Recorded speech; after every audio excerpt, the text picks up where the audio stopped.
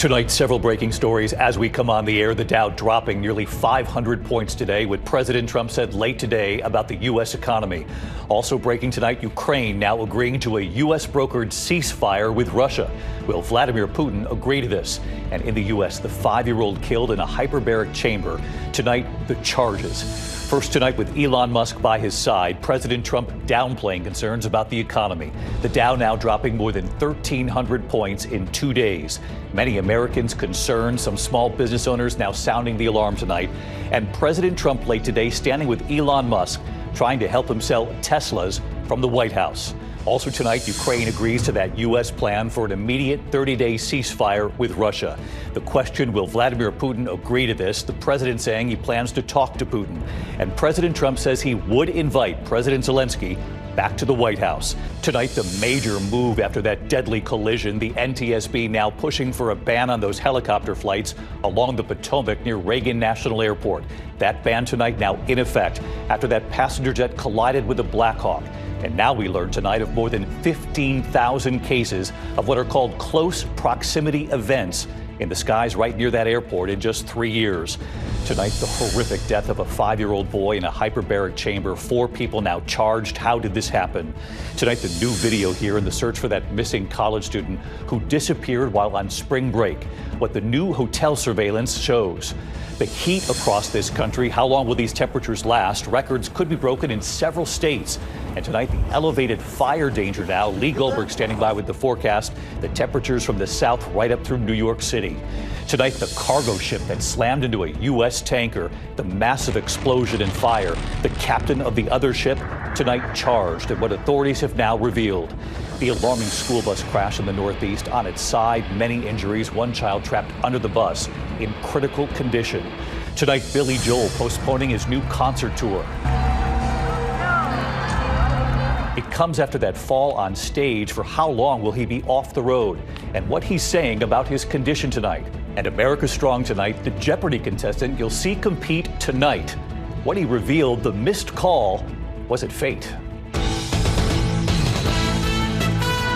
From ABC News World Headquarters in New York, this is World News Tonight with David Muir. Good evening, and it's great to have you with us here on a very busy Tuesday night. And we begin tonight with the economy. The Dow dropping nearly 500 points today, down more than 1,300 points in 2 days. President Trump late today in front of cameras, pushing forward with his tariffs, dismissing concerns about the plunging markets.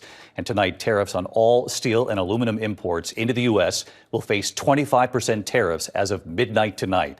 The Dow closing down 478 points today to close at 41,433. It comes after the worst one-day loss of the year yesterday, and over 2 days, a loss of more than 1,300 points. President Trump breaking his silence on the market chaos today, saying it doesn't concern him. He did express concern for Elon Musk at the White House, whose Tesla stock has plunged 39% so far this year. The president working to try to boost the sales of Teslas, with Teslas right there parked in front of the White House. Across this country tonight, many Americans and many small business owners are growing more concerned over the stock market, the tariffs, and where this goes from here. ABC's chief White House correspondent Mary Bruce leading us off tonight. Standing next to the world's richest man and the architect of his plan to lay off tens of thousands of American workers, President Trump tonight dismissing the turmoil on Wall Street that sent stocks plunging nearly 500 points today, a 2-day loss of more than 1,300 points. Mr. President, when you look at the market selling off, that didn't concern you, and nope, where do you see it doesn't going? Concern me. I think some people are going to make great deals by buying stocks and bonds and all the things they're buying. Trump saying he bears no responsibility for the economic uncertainty, though his own words sparked the sell-off when he refused to rule out the possibility of a recession. Are you expecting a recession this year? I hate to predict things like that. There is a period of transition because what we're doing is very big. We're bringing wealth back to America. That's a big thing. And there are always periods of, it takes a little time. It takes a little time. But I think it should be great for us. But today, when pressed by our Karen Travers, a very different answer. Do you think there will be a recession? I don't see it at all. I think this country is going to boom. But as I said, I can do it the easy way or the hard way. The hard way to do it is exactly what I'm doing, but the results are going to be 20 times greater. Trump today dismissing the concerns of many Americans deeply unsettled by his new trade war. But he expressed support and compassion for Elon Musk, the richest man in the world, whose Tesla stock has tanked 39% so far this year. Musk's company losing about $700 billion in market value. The president today inviting Musk to pitch his luxury cars on the White House lawn, announcing he's buying one himself. What's your best of these cars? What do you think? Well, the car that I drive is the Model S Plaid. Which is that one? That red one in the middle. I like that, yeah. Yeah. I like that. But while Trump was boosting Musk at the White House, on Main Street, many American small businesses now bracing for the next phase in the president's trade war. Tonight at midnight, new 25% tariffs on aluminum and steel are set to go into effect. Economists say American businesses will pay the costs of those tariffs. Like Highwire Brewery in Asheville, North Carolina, where Adam Charnack says he expects prices to rise on the aluminum cans he needs for his beer. Our cost of goods have gone up. Our cans have already gone up in price. Bottom line is going to eat into a good part of our profits. The U.S. imports more steel and aluminum from Canada than any other country. And for a few hours today, Trump escalated the trade war, threatening to raise the new tariff to 50% after Ontario said it was going to start taxing electricity coming into the U.S. The two countries were able to negotiate a deal, but the 25% tariff still set to go into effect at midnight. Earlier, Ontario's leader not mincing words. Consumer confidence is down. The market's tumbling. There's going to be plants closed in the U.S. Assembly plants will shut down because they won't have the aluminum, or they'll be paying twice, 3 times as much. This is absolute chaos created by one person, and that's Donald Trump. Again, David, that 25% tariff on aluminum and steel is set to go into effect at midnight tonight. Meanwhile, another headline tonight on Capitol Hill, the House just passing a bill to avoid a government shutdown. It now heads to the Senate, where Republicans will need to get Democrats on board. And another big story breaking tonight, David. The Education Department is now starting massive layoffs, intending to fire nearly half of its workforce. David. That story developing as we're on the air tonight. Mary Bruce leading us off. Mary, thank you. The other major news tonight, Ukraine has now agreed to a U.S. plan for an immediate 30-day ceasefire with Russia. Secretary of State Marco Rubio leading the negotiations. But of course, the question tonight, will Vladimir Putin agree to this? President Trump saying he plans to talk to Putin, and the president says he would invite President Zelensky back to the White House now. ABC's chief international correspondent James Longman in Ukraine tonight. Is this the first step towards peace in Ukraine? After 8 hours of talks, Ukraine has agreed to a U.S. proposal for an interim 30-day ceasefire. We'll take this offer now to the Russians, and we hope that they'll say yes to peace. The ball's now in their court. The talks in Saudi Arabia called for immediate negotiations to end this war, the first U.S.-Ukraine meeting since that Oval Office blow-up. Trump today hopeful. Ukraine has agreed to it, and hopefully Russia will agree to it. We're going to meet with them later on today and tomorrow, and hopefully we'll be able to wipe out a deal. A proposed prisoner exchange, the return of forcibly displaced Ukrainian children, and a commitment to signing the minerals deal, all part of the discussion. The US also announcing they'll lift the pause on military aid and intelligence sharing. That may have already had an impact on the battlefield. Videos circulating online show Russian forces planting flags in areas Ukraine once controlled. But all this hinges on Russia's willingness to accept and reciprocate on the terms of the deal. And that is far from certain. Putin has consistently ruled out a ceasefire, the administration hoping to change his mind. Before you can negotiate, you have to stop shooting at each other. That's the commitment we got today from the Ukrainian side, their willingness to do that. Obviously, now that'll be delivered to the Russians.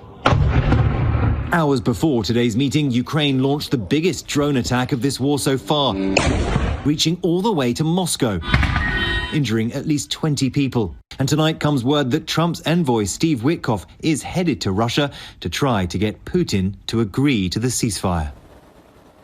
And the big question here tonight, David, what does Vladimir Putin make of all this? Donald Trump says his good relationship with Russia means he's the man to get a deal. Well, that will be severely tested. And Volodymyr Zelensky, will he be back at the White House for a perhaps more cordial meeting second time round? David. James Longman live in Key for us again tonight. James, thank you. Back here in the U.S. tonight, the major move after that deadly midair collision between a passenger plane and a Black Hawk helicopter over the Potomac. Tonight, the NTSB now imposing an immediate ban of many of those helicopter flights along the Potomac near Reagan National Airport. And now we learn there were more than 15,000 cases of what are called close proximity events in the skies right near Reagan Airport in just 3 years' time. Here's Gio Benitez. Tonight, a dramatic move from the Department of Transportation banning most helicopters over the Potomac around Reagan National Airport after an NTSB report revealed a startling number of incidents just in the last 3 years. It comes after more than a month after that deadly crash between a Black Hawk helicopter and a passenger jet. There were 15,214 occurrences or close proximity events between commercial airplanes and helicopters in which there was a lateral separation distance of less than 1 nautical mile and vertical separation of less than 400 feet. Of the more than 15,000, 85 were considered near misses or close calls. When this data comes in, how did the FAA not know? How do they not study the data to say, hey, this is a hot spot, we're having near misses, and if we don't change our way, we're going to lose lives. The ban coming after an emergency recommendation from the National Transportation Safety Board, which called it an intolerable risk. The NTSB also revealing tonight that for the last 15 years, there's been at least one warning every month signaling that a pilot was on a collision course with a helicopter at DCA. And David, Secretary Duffy also saying tonight that his team is looking at new AI tools to help prevent a tragedy like this from happening at other airports. David. Gio Benitez back on this for us tonight. Gio, thank you. We turn tonight to the death of a 5-year-old boy in a hyperbaric oxygen chamber. Tonight, 4 people are now facing criminal charges. And of course, the question, how did this happen? Here's Eva Pilgrim. Tonight, criminal charges against 4 people for the tragic death of a 5-year-old Michigan boy killed when a hyperbaric chamber exploded in flames. Police racing to the Oxford Center, an alternative medicine center in Troy, Michigan, just before 8 a.m. on January 31st. 5-year-old Thomas Cooper was in the middle of a treatment when authorities say a single spark inside a hyperbaric chamber filled with pure oxygen ignited. This was a very easily preventable situation. The center's owner, Tamala Peterson, and 2 managers, Gary Markin and Jeffrey Mosteller, all now charged with second-degree murder. The person operating the chamber, Aletta Moffett, charged with involuntary manslaughter and placing false information on a medical record. The investigation into this tragedy has revealed how the Oxford Center in Troy and several of its key decision makers held safety among their lowest considerations in their hyperbaric treatment practice. David, Thomas Cooper was being treated for ADHD and sleep apnea. Hyperbaric chambers are considered safe for some health issues, but they are not FDA cleared for those conditions. All 4 from the clinic have pleaded not guilty. They are expected back in court next week. David. Eva Pilgrim with us tonight. Eva, thank you. Now to the 20-year-old college student who disappeared on spring break. Tonight here, there is new surveillance from the hotel in the Dominican Republic. ABC's Ariel Reshef is there. Tonight, law enforcement in the Dominican Republic searching for missing 20-year-old University of Pittsburgh student Sodiksha Konanki, poring over this hotel surveillance video, piecing together a timeline of the last moments before she vanished. Konanki, seen on the video, headed to the beach with her friends around 4 a.m. after visiting a nightclub in their hotel complex. Some 2 hours later, the rest of the group seen walking back to their rooms without Konanki. Authorities say she stayed behind with a man who told them they went in the water together and got slammed by a large wave. He says he passed out in a lounge chair afterwards. That surveillance video catching him heading back to his room that morning. Konanki's family says he has been cooperating with the investigation. When we walked to the beach along with the boy, and the boy helped us, and he was demoing us kind of like what really happened and where he was. David, we just spoke to police who tell us that there are more than 300 personnel searching from the land, air, and sea. There are no suspects named in this case, but the investigation is ongoing. David? All right, Ariel Reshef. Ariel, thank you. Now to the potentially record-breaking heat across this country. How long will these temperatures last? And, of course, tonight, the elevated fire danger from Georgia all the way up through the Northeast. Chief Meteorologist Lee Goldberg from our New York station, WABC, back with us tonight. Hi, Lee. Hey, David, a taste of late April here in the Northeast. But as you said, the underlying issue, the dryness, the gusty winds, the low humidity, the fire danger elevated. The humidities will come up tomorrow in the Northeast, but remain a little elevated over the South. Warmer temperatures in the eastern half of the country. They're going to last into the weekend. Minneapolis could be 73 by Friday. Detroit could flirt with 70 degrees. A little step back in D.C. and New York the next couple of days. Then we climb into the weekend. Then the West Coast, another cross-country storm. Over the next 12 hours, it's into parts of the Northwest and Northern California. But by later tomorrow and tomorrow night, we get into Southern California with a flood threat with some very heavy rainfall. This storm will move eastward. It's a severe threat all the way from the Midwest to the Deep South. Friday, Little Rock to St. Louis, the Gulf Coast to Nashville on Saturday. By the time we get into the Northeast, it's Sunday and Monday rain. David? We'll be watching it right here with you. Thank you, Lee. Overseas tonight, authorities are launching a criminal investigation after a Portuguese cargo ship collided with that U.S. tanker off the coast of England, igniting a raging fire and fuel leak. The captain of the other ship now facing charges tonight of gross negligence manslaughter. One of his crew members missing and presumed dead. New images showing the catastrophic damage.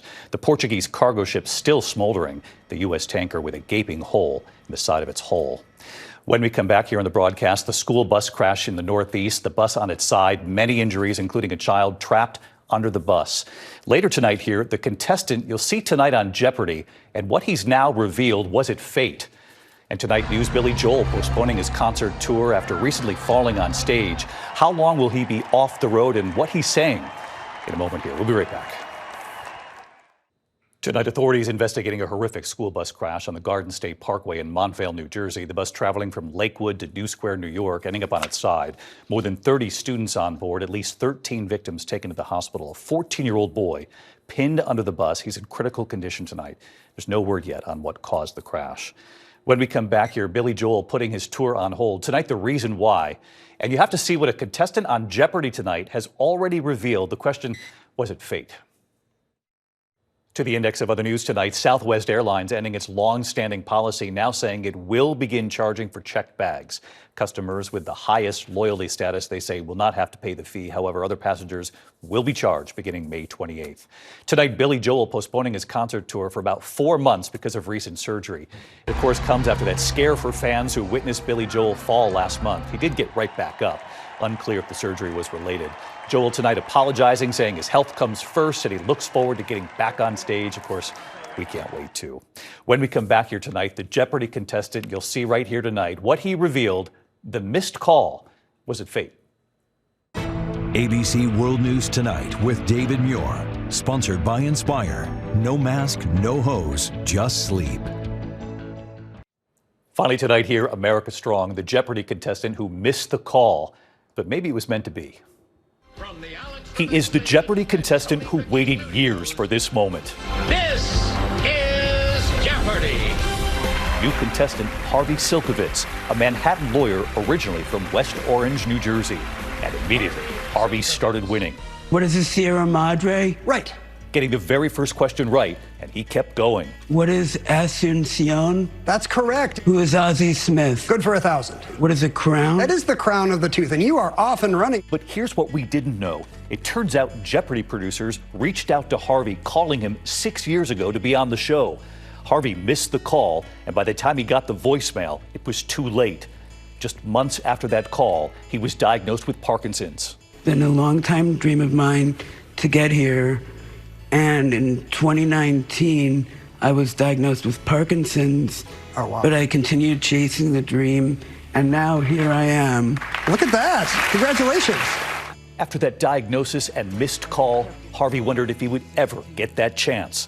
And he did. What is Start Your Engines? Yes. What is St. Basil's? Correct for 2,000. What is Marino? Right again. Harvey going on to win the night. Very impressive. $23,600. And Harvey, you're a Jeopardy champion. And right here tonight, hey, David. Harvey Silkovitz, before he competes again tonight. I was hoping that just seeing someone with Parkinson's putting themselves on the line would inspire other people with Parkinson's or chronic diseases in general. I heard from so many people how inspired they are by my story. And it's truly gratifying. You are an inspiration, Harvey. We'll be watching you tonight. I'll see you tomorrow. Good night.